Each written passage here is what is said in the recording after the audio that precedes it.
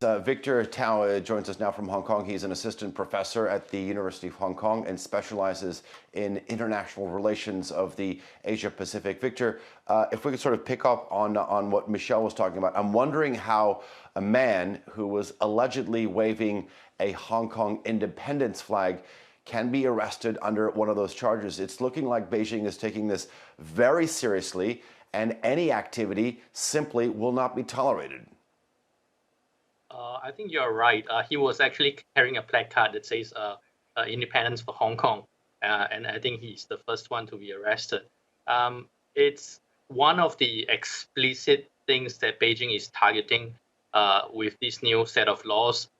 Basically, it lists out succession, which is separatism, subversion, which probably means the overthrowing of the government, central or Hong Kong government, terrorism, which I think have been incorporated, which are incorporating laws or offenses. I'm sorry, offenses that involves the destruction of public properties like a metro station, burning of, setting fires to police stations, etc., and collusion with foreign countries that endanger national security. So Beijing is actually taking the Hong Kong protests actually very seriously. They are seeing it as the beginning of a movement to topple the Hong Kong and central government, and also the beginning of the calling for Hong Kong independence. So this is what the law is about.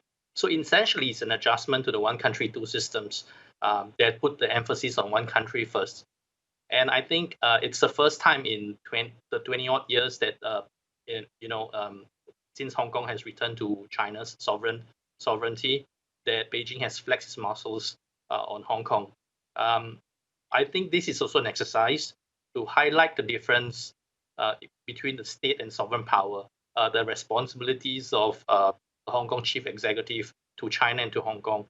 I think the message that the Chinese are trying to send through the whole enactment exercise is that a high degree of autonomy for Hong Kong does not equate to complete autonomy or the exercise of sovereign power for Hong Kong. So overall, I think there are pros and cons. I don't like the way this was done because I think there isn't actually a lot of public consultation. But having said that, I think that the Chinese government and as well as Hong Kong government have said that this is an emergency set of law, and they really do not have actually a lot of time to consult on this. Victor, as you're speaking, we're putting up live pictures from the streets of Hong Kong, some riveting images coming out of there. A heavy police presence on the streets of Hong Kong, chasing away protesters just 24 hours after Beijing has passed this controversial law.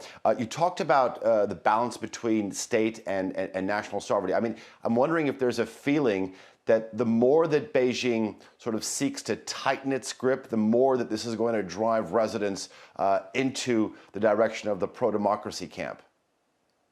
Actually, I differ from some of my colleagues on how we see this. First of all, I think it's an accentuation of, there's a lot of misunderstanding in Hong Kong what this law is about. I think for the government, it's actually to set markers for the democratic camp of what is permissible and what is acceptable as free speech. So something like Hong Kong independence is a topic that is not up for discussion, is not at all considered to be free speech.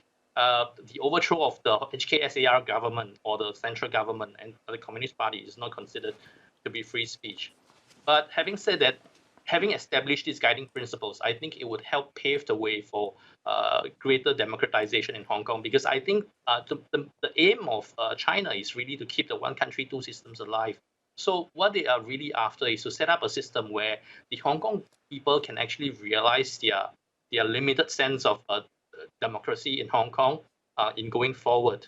So having said that, I think there has been an impact because we see the activists quitting the party.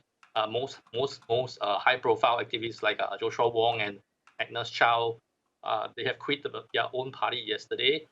Some news have stopped broadcasting on Facebook, especially those citizen websites that propagate independence or propagate, action against the government. There are also less people on the streets. People who are in the yellow economics, those shops that are purported to be in the yellow or pro-democracy economic circle, they have also started to withdraw from this. So we are seeing at the beginning a sense of self-censorship in play. Everybody is trying to get in line with the law. But having said that, people are still out on the streets protesting. And the law actually doesn't seek out to stifle the protest. The law is just tackling certain issues that they do not want to be that the central government do not want to see emerge in Hong Kong. So today is another normal day, I would say, in Hong Kong. People are still protesting. Police are still confronting the protesters. The theatrics are still going, as you mentioned. There are all these funeral rites papers being strewn across the streets. Arrests are taking place. I would say that going forward, Hong Kong will still be Hong Kong. Okay. Victor Tao, thank you very much for joining us live from Hong Kong.